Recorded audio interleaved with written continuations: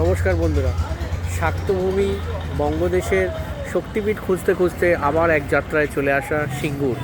হুগলি জেলার সিঙ্গুরে অবস্থিত সিঙ্গুর আপনারা অন্য কারণে জানেন, কিন্তু সিঙ্গুরের বিখ্যাত যে অন্য কারণে, সেটা হচ্ছে সিঙ্গুরের ডাকাতে কালী মন্দির। এখানে খুব আওয়াজ হচ্ছে, তার মধ্যে কিন্তু ব্লগিংটা চলছে। এই যে পেছনে সিঙ্গুরের ডাকাতে কালী মন্দির, বহু প্রসিদ্ধ এবং খুব জাগ্রত। তো এই সামনে থেকে মন্দির দেখে বুঝতে পারছেন যে সেই যে দোচালা আর্ট, সেই দোচালা আর্টেই মন্দিরটা করা এবং অনেক প্রাচীন। এবং মায়ের প্রমাণ সাইজে প্রায় 6 ফুটের মতো কিন্তু ভেতরে মূর্তি আছে, ঠিক আছে। আর উল্টো দিকেই আছে হচ্ছে শিব মন্দির। অবশ্যই যেখানে মা থাকবেন তার উল্টো দিকে তো বাবা, বা তার পাশাপাশি তো বাবা থাকবেনই।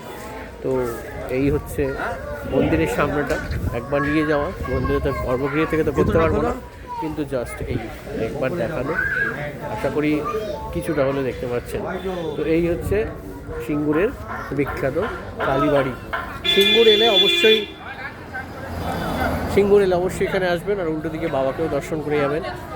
আর আমার টিমমেটসরা এদিক ওদিক ছড়িয়ে আছে, এবার তাদেরকে খুঁজি তারা কোথায় আছে। তো সিঙ্গুর থেকে আমার এই ছোট্ট ভ্লগটাই ছিল। আপনারা অবশ্যই চ্যানেলটাকে সাবস্ক্রাইব করবেন।